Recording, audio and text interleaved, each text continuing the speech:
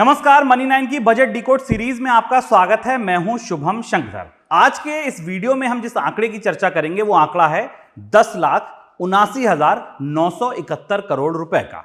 ये बड़ा आंकड़ा, ये भारी भरकम बजट का ये आंकड़ा आपको समझना इसलिए जरूरी है क्योंकि इस आंकड़े का सीधा रिश्ता है आपकी जेब से, आपके बटुए से, आपकी जिंदगी से। यह आंकड़ा है दरअसल ब्याज का। भारत सरकार को अगले वित्त वर्ष में यानी कि वित्त वर्ष 2024 में कुल 10,79,971 करोड़ रुपए ब्याज के चुकाने हैं। ब्याज की बात शुरू होती है कर्ज से। तो आपका अगला सवाल यह होगा कि भारत की सरकार पर दरअसल कर्ज कितना है। तो भारत की सरकार पर इस वित्त वर्ष में यानी कि जो वित्त वर्ष 2 महीने बाद समाप्त हो रहा है, इस वित्त वर्ष के अंत तक कुल कर्ज होगा 152 लाख करोड़ रुपए से ज्यादा का। जी हां, 152 लाख करोड़ रुपए से ज्यादा का।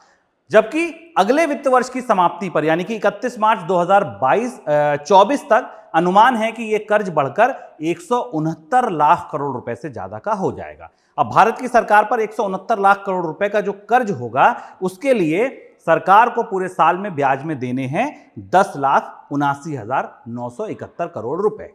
अब आप सोचिए यह आंकड़ा कितना बड़ा है। भारत की सरकार पूरे साल में खर्च करेगी 45 लाख करोड़ रुपए। भारत के बजट का जो पूरा साइज है वो पूरा साइज है 45,03,097 करोड़ का। ठीक है, आगे के आंकड़े थोड़ी देर को छोड़ दीजिए। 45 लाख करोड़ रुपए के बजट में सरकार 10,79,000 करोड़ रुपए, अगर आप मोटा अनुमान ले लें तो 11 लाख करोड़ रुपए केवल ब्याज में खर्च कर देगी।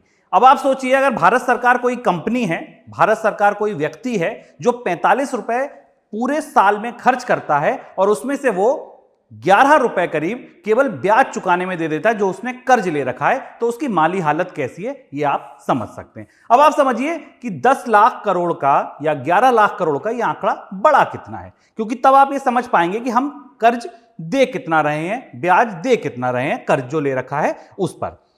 भारत की सरकार को जीएसटी से पूरे साल में, जीएसटी जो हर चीज पे लगती है, ये लाइट जल रही है इस पे जीएसटी लगती है, मैं जो शर्ट पहना हूं इस पे जीएसटी लगती है, आप लैपटॉप देख रहे हैं, कैमरा देख रहे हैं, जो कुछ भी आपकी नजर में इस समय आ रहा है, चाहे ये चश्मा है चाहे ये घड़ी है, इन सब पर हमने जीएसटी दिया है। पूरे साल भारत की 140 करोड़ की आबादी जो जीएसटी देती है उसमें जो केंद्र सरकार का हिस्सा है वो है 9,56,600 करोड़ रुपए का। यानी कि भारत की सरकार को, केंद्र सरकार को राज्यों का हिस्सा देने के बाद जो जीएसटी बचती है वो बचती है 9.5 लाख करोड़ रुपए की, और ब्याज में देने हैं 10,79,000 करोड़ रुपए। यानी कि 140 करोड़ की आबादी जो जीएसटी देती है और जो जिसका हिस्सा, उसका जो हिस्सा केंद्र सरकार के पास जाता है वो पूरा नहीं है ब्याज चुकाने के लिए। दूसरा आंकड़ा पकड़िए, भारत के जितने लोग इनकम टैक्स देते हैं, यानी कि मैं, आप, जो भी लोग इनकम टैक्स देते हैं, भारत में जितने लोग इनकम टैक्स देते हैं सारा इनकम टैक्स मिलाकर सरकार को मिलते हैं 9 लाख करोड़ रुपए। और हां, यह आंकड़ा उससे भी बड़ा है, यानी कि भारत के लोगों का इनकम टैक्स भी सरकार की ओर से लिए गए कर्ज का ब्याज नहीं चुका सकता, क्योंकि वो तो 11 लाख करोड़ के आसपास का है। अगला आंकड़ा पकड़िए, भारत में जितनी बड़ी कंपनियां हैं, रिलायंस, इंफोसिस, टीसीएस से लेके आपके मोहल्ले, आपके शहर, आपके राज्य की कोई प्राइवेट लिमिटेड कंपनी जो इनकम टैक्स देती है, जो कॉर्पोरेट टैक्स देती है, वो है 9,22,000 करोड़ रुपए। अब आप फिर ये आंकड़ा समझिए कि 9,22,000 करोड़ रुपए आते हैं रिलायंस, इंफोसिस, टीसीएस, आईटीसी जैसी कंपनी से लेकर और एक छोटी सी प्राइवेट लिमिटेड कंपनी या एलएलपी तक।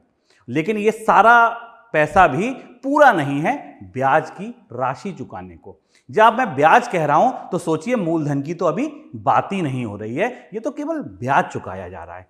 45 लाख करोड़ के बजट में अगर 11 लाख करोड़ रुपए केवल ब्याज का चुक जाएगा तो आप सोचिए बचा पैसा कितना है, और इस पैसे में कितना पैसा अच्छा खर्च होगा। अच्छा खर्च मतलब जो खर्च आपका पूंजीगत व्यय है। पूंजीगत व्यय मतलब जो रोजगार लाएगा, जो मांग लाएगा। पूंजीगत व्यय को आप आसान भाषा में ऐसे समझिए कि सड़कें बनना, पुल बनना, पुलिया बनना, स्कूल बनना, अस्पताल बनना, रेलवे की पटरी बिछना, ये सारा पूंजीगत व्यय है। क्योंकि जब ये होगा तो सीमेंट की मांग आएगी, स्टील की मांग आएगी, रोजगार निकलेंगे। लेकिन जब भारत की सरकार अपने पूरे बजट में से करीब 24% हिस्सा केवल ब्याज में चुका देगी, केवल 24% हिस्सा, आप सोचिए 24% हिस्सा केवल ब्याज में चुका देगी तो उसके पास हाथ में पैसा बचेगा ही कितना। इसके बाद भी बहुत सारे ऐसे खर्चे हैं, सरकारी कर्मचारियों की तनख्वाहें हैं, उसके बाद सब्सिडी का खर्चा है, उसके बाद पेंशन का बोझ है। वो सारे खर्चे भी दरअसल भारत के विकास की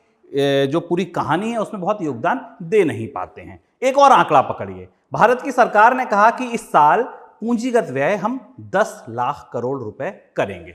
खूब तालियां पीटी। बहुत सारे लोगों ने कहा कि देखिए सरकार 10 लाख करोड़ तो कैपेक्स कर रही है, पूंजीगत व्यय कर रही है।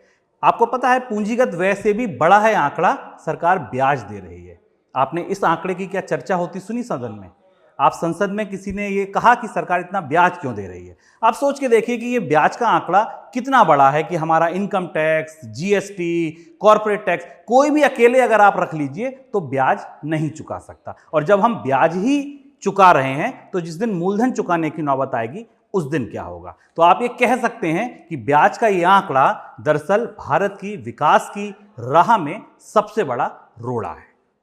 इस वीडियो में इतना ही। बजट डिकोड के वीडियोस आप सुनते जाइए और भारी भरकम बजट के भारी भरकम आंकड़ों को समझते जाइए, गुनते जाइए, बुनते जाइए। नमस्कार।